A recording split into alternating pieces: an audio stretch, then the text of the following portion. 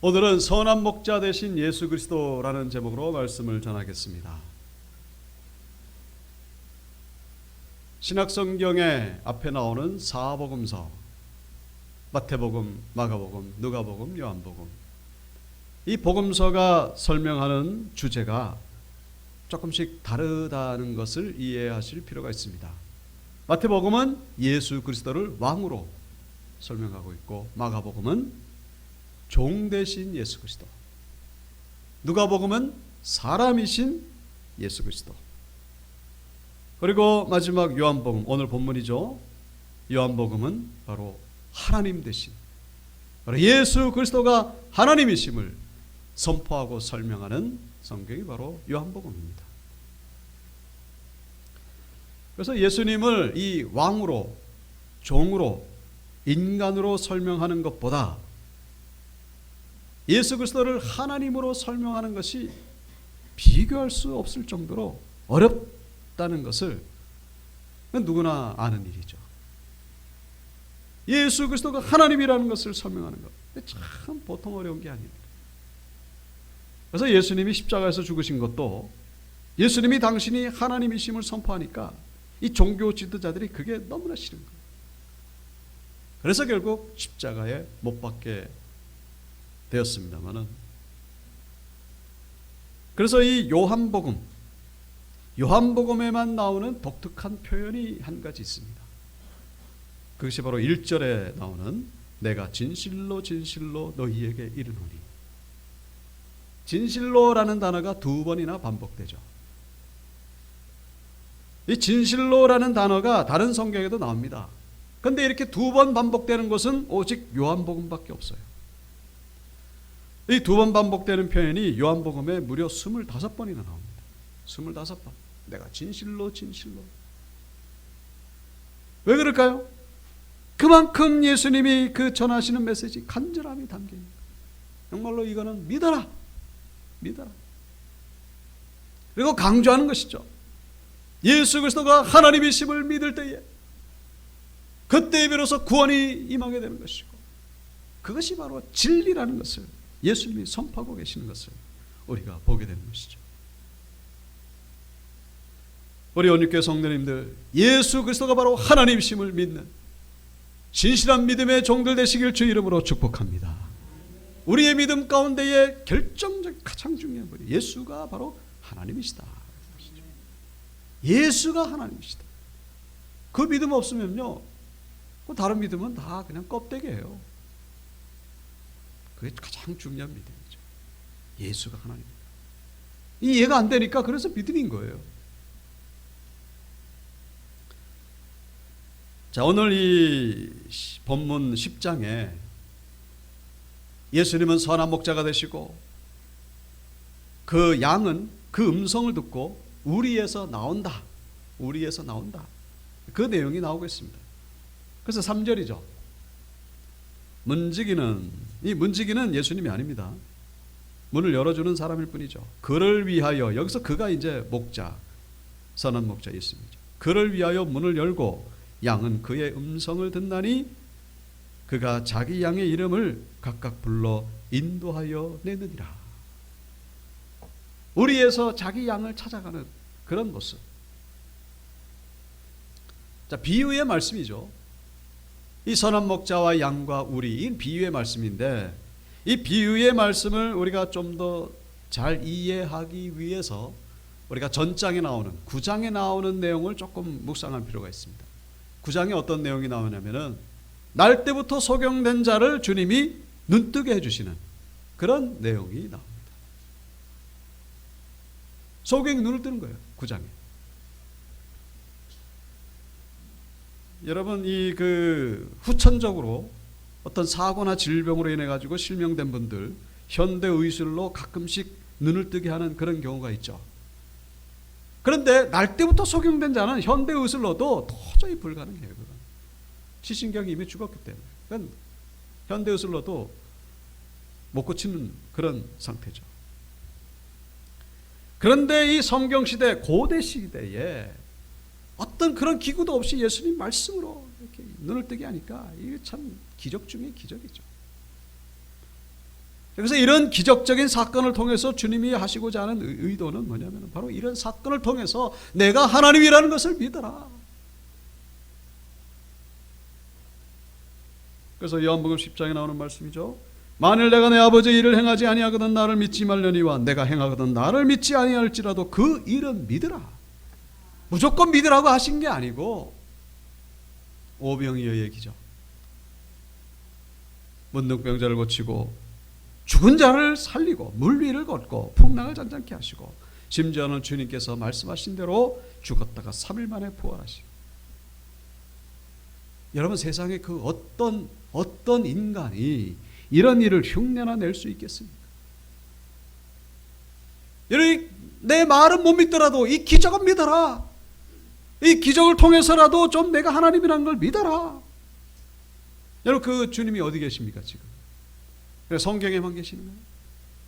제가 언젠가도 말씀드렸잖아요. 제가 주님의 음성 들었다 그랬잖아요. 여러분, 저만 들었습니까? 얼마나 많은 사람들이 예수님의 이름으로 기적적인 사건을 경험한 게 한둘입니까?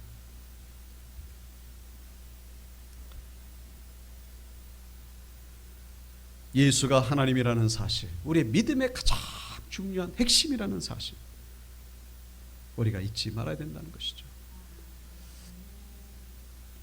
자, 그래서 이 소경의 눈을 뜨게 하니까 이 얼마나 기쁘고 참 축하할 일입니까? 그런데 현실은 갈등과 긴장의 연속이 시작됩니다. 왜 그럴까요?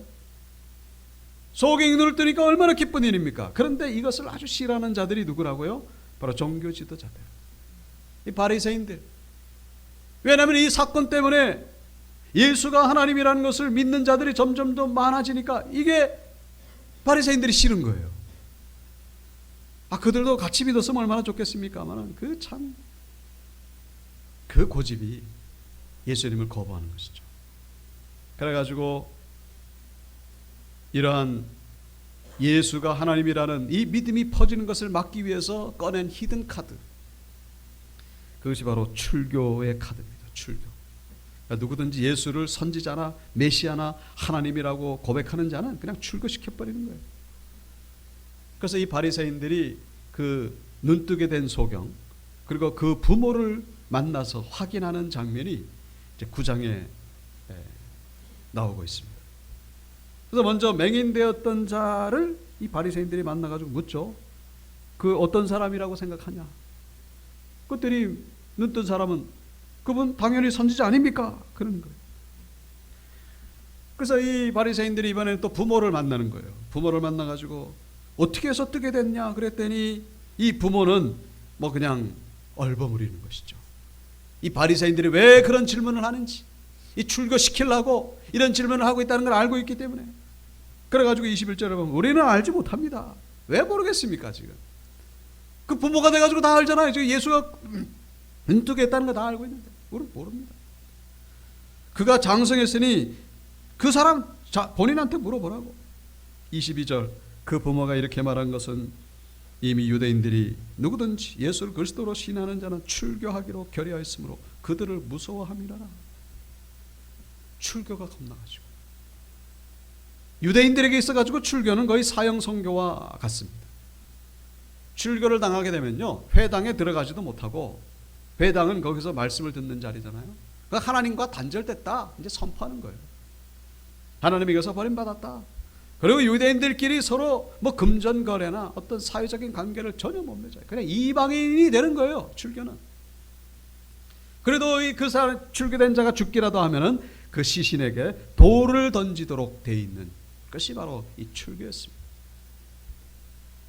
그러니까 이 소경되었던 자의 부모는 이걸 너무나 잘 알고 있기 때문에, 비록 내 아들의 눈이 뜨게 됐지만은 너무나 기쁘고 감사한 일인데 그걸 솔직하게 얘기를 못하는 거예요. 왜요? 출교가 무서우니까. 그런데 눈을 뜨게 된 이 장본인은 어떻습니까?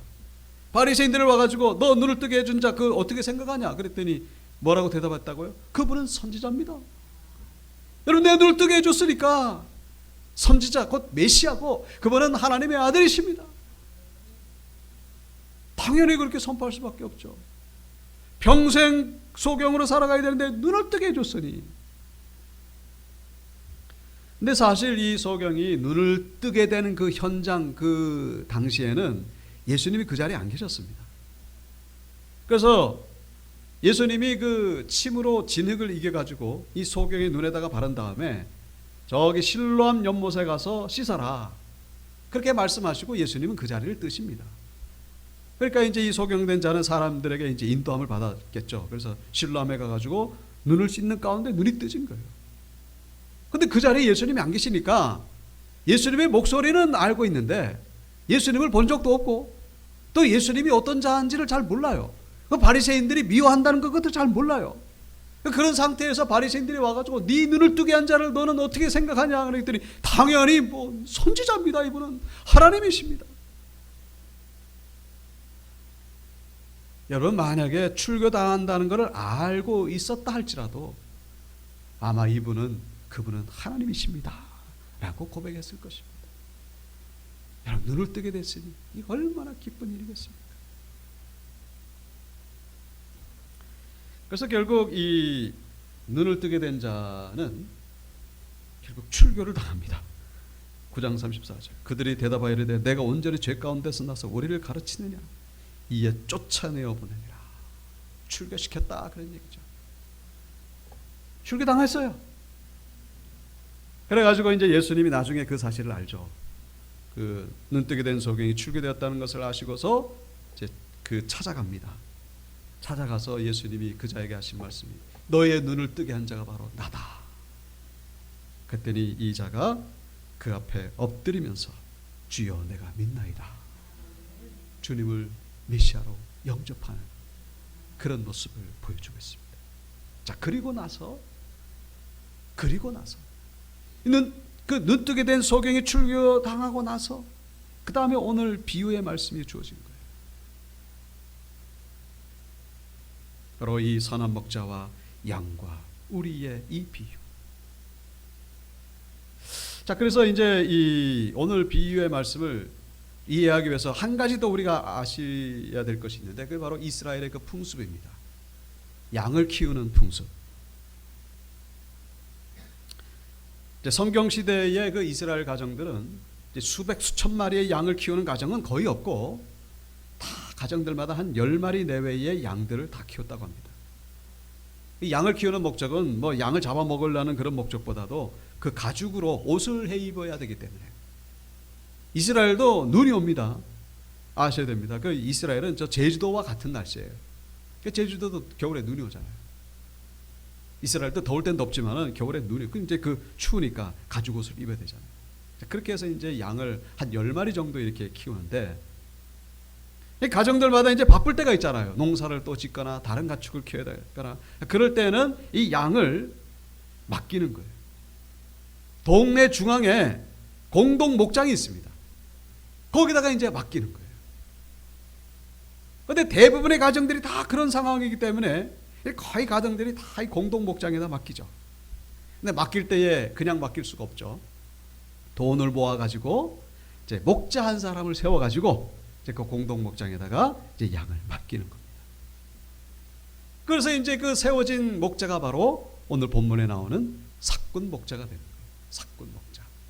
그래서 이 삭군 목자는 이 뭐 돈만 밝힌다 그런 의미가 아니고 그 긍정의 의미도 부정의 의미도 없어요. 그냥 계약으로 돈 받고 남의 양을 이렇게 관리하는 사람일 뿐이에요.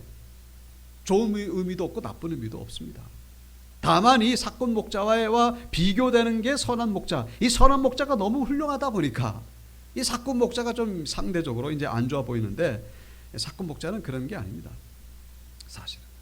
그래서 이제 이 삭군 목자가 하는 일은 이제 이 그 우리 공동 우리의 그 우리를 넘어가지고 이 도둑이나 맹수가 넘어와가지고 이제 훔쳐가거나 잡아가는 거 이거를 막아주는 것이 바로 이 삭군 목자의 일이죠.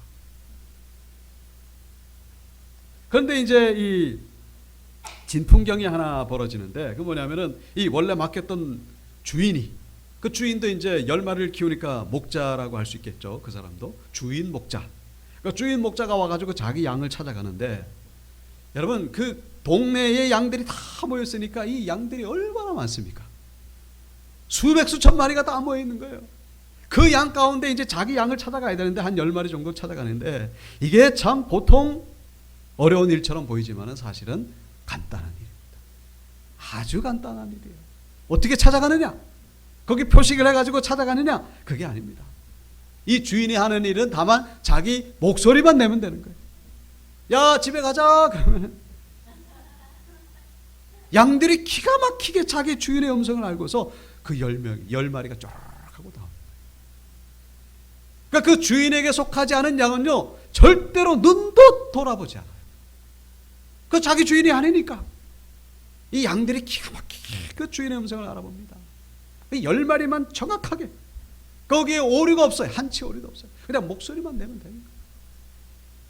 따라가는 양은 그 주인에게 속한 양이고, 따라가지 않은 양은 주인에게 속하지 않은 양이에요. 아주 정확합니다. 실제로도 그 팔레스타인 지역에 1920년도에 그때 이제 영국이 팔레스타인을 통치한 적이 있었습니다. 이스라엘이 이제 나라 세워지기 전에. 근데 이제 이 팔레스타인 사람들이 어떻게 무슨 이유로 폭동을 일으켰어요. 그래가지고 영국 군대가 와가지고 팔레스타인 사람들의 양들을 전부 다 몰수를 시켜가지고 한 곳에다가 보관 관리한 적이 있었습니다.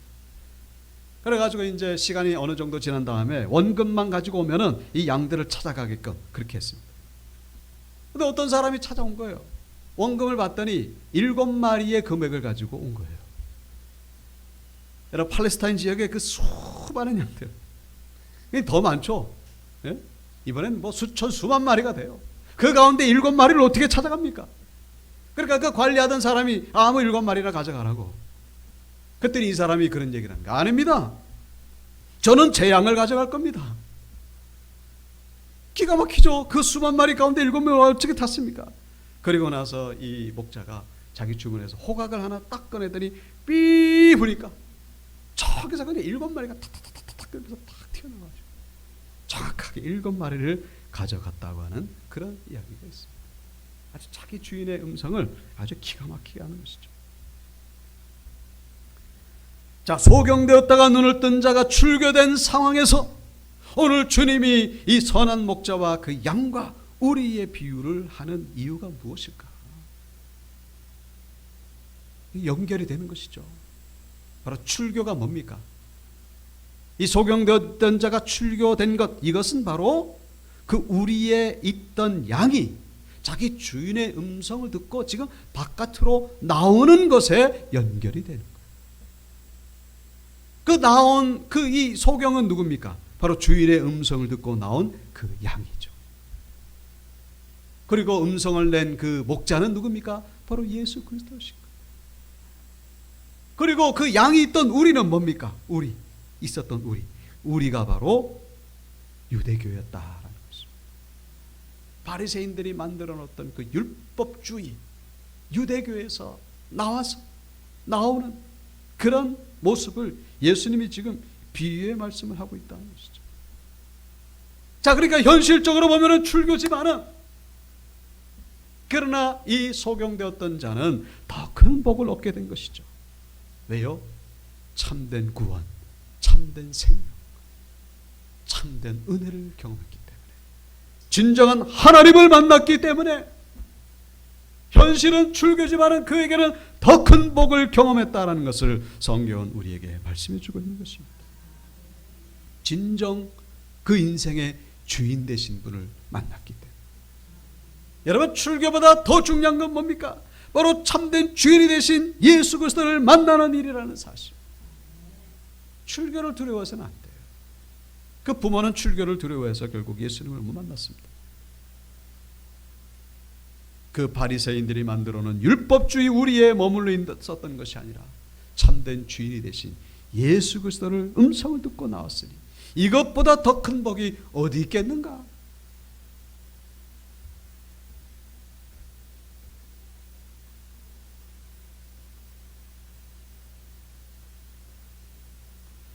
박만준이라고 하는 분이 계십니다. 1898년, 이때가 개신교가 한국에 들어온 지 한 10년 정도 되던 때입니다. 박만준 이분이 예수를 믿게 됐어요. 집안이 발칵 뒤집어졌습니다. 왜냐하면 그 집안은 대대로 유교 집안이었고 박만주는 장손이었기 때문에.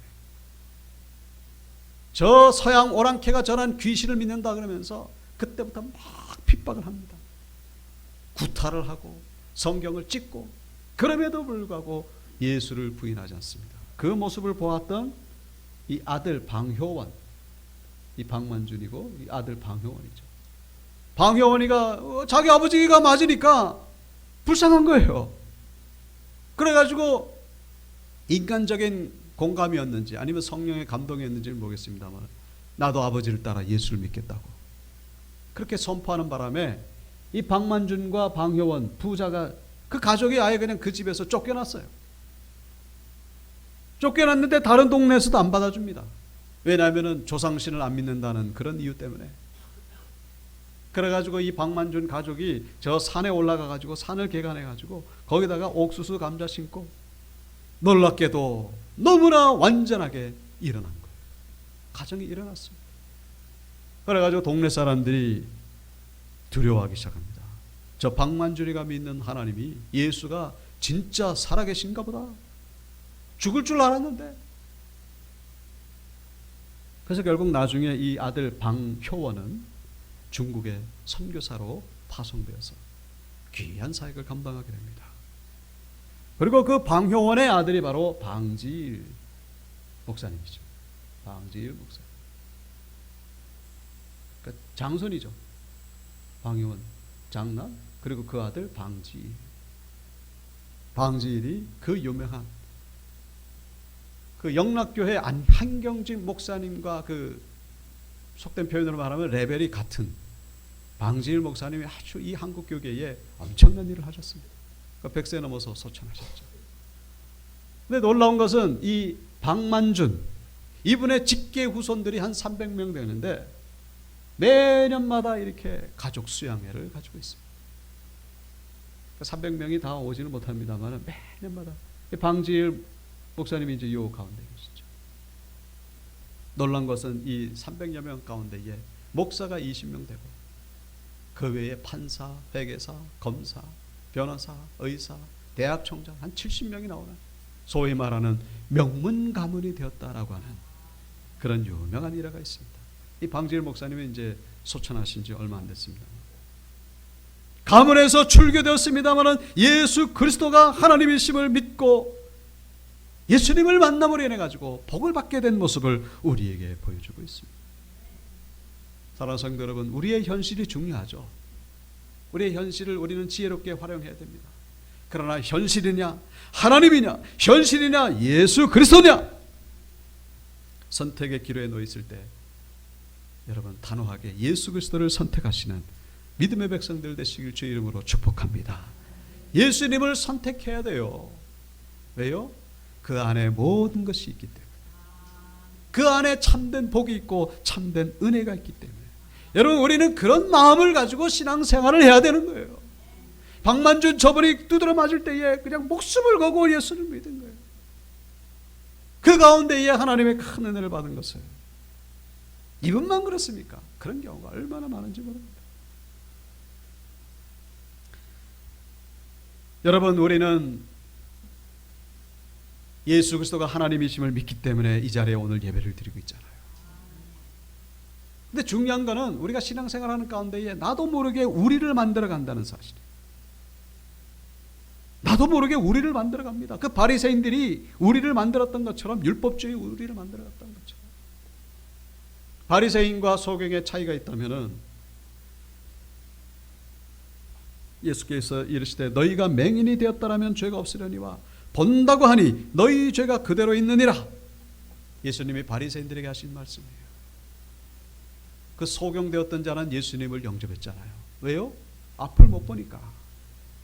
이 소경되었던 자는 예수님만이 나의 생명의 모든 주권자다, 그런 믿음을 가졌기 때문에 예수님을 영접했습니다. 바리새인들은요, 앞을 보니까 아쉬운 게 없어요. 자기 지혜, 자기 능력, 자기 지식, 자기 사상, 그 만들어놓은 우리 때문에. 여러분, 참된 목자의 음성을 듣지 않은 사람 대표적인 인물들이 바로 바리새인들입니다. 이 바리새인들은 그 목자의 음성을 듣지 않아요. 왜요? 자기만의 세계가 있는 거예요. 자기 고집이 있고, 자기 교만이 있고, 자기 의의가 있고. 여러분, 우리가 신앙생활하는 가운데 그런 경우를 많이 경험하게 된다는 사실. 우리는 예수님을 구주로 영접을 했고 그 신앙생활을 하고 있습니다만 나도 모르게 신앙생활하는 가운데 우리도 바리새인의 모습이 되어갈 수가 있다라는 사실입니다. 바리새인들의 그 교만과 그 의의를 내려놓으시기를 축복합니다. 우리는 하나님 앞에 나는 죄인입니다. 나는 부족합니다. 하나님 없이는 나는 살 수가 없습니다. 하나님을 절대 주권자로 믿는 그런 신앙인들 되시기를 주님의 이름으로 축복합니다. 본문 7절에 보시면은 그러므로 예수께서 다시 이르시되 내가 진실로 진실로 너희에게 말하노니 나는 양의 문이라고 말씀하고 있습니다. 양의 문, 선한 목자라고도 하기도 하고 양의 문이라고도 하고. 그림을 보시면은 목자가 지금 어디 있습니까? 문을 딱 지키고 있는 거예요. 양의 문이죠. 들어가고 나가고. 오직 문이 하나밖에 없어요. 목자를 통해서만 들어가고 목자를 통해서만 나올 수가 있죠. 저 출입문이라고 하는 것은 외부의 적으로부터 보호해주는 기능도 있지만 내부 안에 문제가 생겼을 때에 탈출할 수 있는 통로가 된다라는 사실. 여러분의 인생 가운데에 우리 위기를 당했을 때의 유일한 통로 바로 예수 그리스도라는 사실을 잊지 마시고. 어떤 교회의 구역장님의 간증입니다. 나이가 35살이 되었을 때에 두려움이 임하기 시작했어요. 왜냐하면 자기 외할머니가 40이 넘어가지고 암으로 돌아가셨고 친정어머님이 40이 넘어서 돌아가셨고 이모님이 40이 넘어서 암으로 돌아가셨고 자기 친언니가 40이 넘어서 암으로 돌아가셨기 때문에 자기 이제 5년만 있으면 40. 내가 죽겠구나. 그때부터 두려움이 임하기 시작합니다. 근데 40이 되었을 때에 그 두려움 때문에 신앙생활 제대로 못합니다. 나도 이제 곧 죽을까 봐. 그러다가 이제 내가 이러면 안 되지. 나의 구원자는 오직 예수 그리스도밖에 없다. 그때부터 예수님의 이름을 부르기 시작했습니다. 예수여 나를 구원하여 주시옵소서. 우리 한번 따라 보실까요? 예수여 나를 구원하소서. 믿습니까? 우리는 이 기도 예수를 찾아. 예수여 나를 구원하소서. 왜 어떻게 됐겠습니까? 70이 넘었는데 여전히 하나님 앞에서 귀한 사역하고 있다고 하는 그런 간증을 본 적이 있습니다. 예수의 이름 안에 구원이 있음을 기억하시길 주의 이름으로 축복합니다. 나는 양의 문이라. 양의 문이라. 마지막 11절입니다. 나는 선한 목자라. 선한 목자는 양들을 위하여 목숨을 버리거니와. 선한 목자와 비교되는 게 뭐라고요? 사꾼 목자. 사꾼 목자는 나쁜 게 아니고 그냥 정상입니다. 다만 이 선한 목자가 대단한 것뿐이죠. 선한 목자는 어떻다고요? 양을 위하여 목숨을 버린다.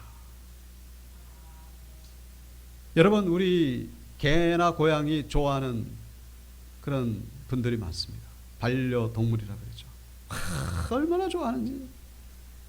저희 아들도 이렇게 그 카톡 캡처하면 그 프로필 화면 보니까 그 고양이를 올렸다더라고요.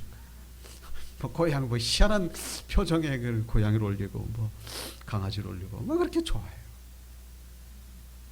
어떤 드라마 우연히 봤는데 그 개 앞에다가 한글 책을 이렇게 놓아놓고 한글을 가르친답시고. 좀 과장됐겠습니다만 자식처럼. 그런데 아무리 개와 고양이를 사랑해도 그 개와 고양이를 위해서 목숨을 버릴 사람은 없어요. 그렇지 않습니까? 사랑하지만은 자기 목숨을 버릴 사람은 없습니다. 만약에 뭐 버리려고 한다면 그 사람은 제정신이 아니거나 아니면 진짜로 사랑한다. 둘 중에 하나입니다. 근데 오늘 본문에 나온 뭐라고요? 양을 위하여 목숨을 버린다. 개나 고양이는 아니라 양을 위하여 목숨을. 제정신이 아니죠. 여러분, 하나님이 그만큼 우리를 사랑하신다라는 사실. 여러분, 세상에 80억 인구가 아니라 나 혼자만 있어도 하나님은 나의 생명을 구원하기 위하여 독생자 예수 그리스도를 십자가에 못 박히게 하신다라는 사실을 기억하시길 바랍니다. 나 하나만을 위하여서도 예수님이 십자가에서 죽으신다라는 사실. 이번에 해병대원 한 명이 대민지원 때문에 사망한 것 아시죠? 너무나 가슴 아픈 일이죠. 그 부모의 마음이 이해가 되기 때문에. 근데 그렇게 사랑합니다마는 어떻게 할 수가 없어요. 오늘 본문에 나오는 선한 목자, 자기 양을 위하여 목숨을 버립니다. 어떻게 보면 참 비슷하게 보이겠죠. 그러나 인간의 부모가 자식을 아무리 사랑한다고 해도 육신의 생명을 살릴 수는 없어요. 그러나 선한 목자는 살리는 경우가 있습니다. 여러분, 육신의 생명뿐만 아니라 육신의 생명보다 더 중요한 영적인 생명을 살리시는 분이 바로 우리가 믿는 예수 그리스도라는 사실. 여러분, 그 해병대원 어머님 기사 댓글에다가 제가 그런 댓글 남겼어요. 천국에라도 좀 만났으면 좋겠다. 천국에서라도 만나면 그래도 소망이 있잖아요. 우리 아들이 오늘부터 저 대민지원 나갑니다. 상병이라서. 그 남의 일이 아니에요. 만에 하나라도 그런 일이 당한다고 해도 우리는 천국에서 만날 수가 있잖아요. 우리에게는 영적 생명이 있습니다. 우리 그리스도인들은 천국 소망을 가지고 살아가는 자들입니다. 그 소망을 주신 분이 바로 예수 그리스도시죠. 말씀을 마치겠습니다. 예수 그리스도는 하나님의 아들이자 하나님이십니다. 이 믿음을 가지시고 그 주님의 음성에 귀를 기울이시고 그 음성을 따라가는 가운데 우리의 삶 속에서 그 하나님의 놀라운 구원과 은혜와 축복을 경험하시는 우리 온유교회 성도님들 다 되시기를 주님의 이름으로 축원합니다.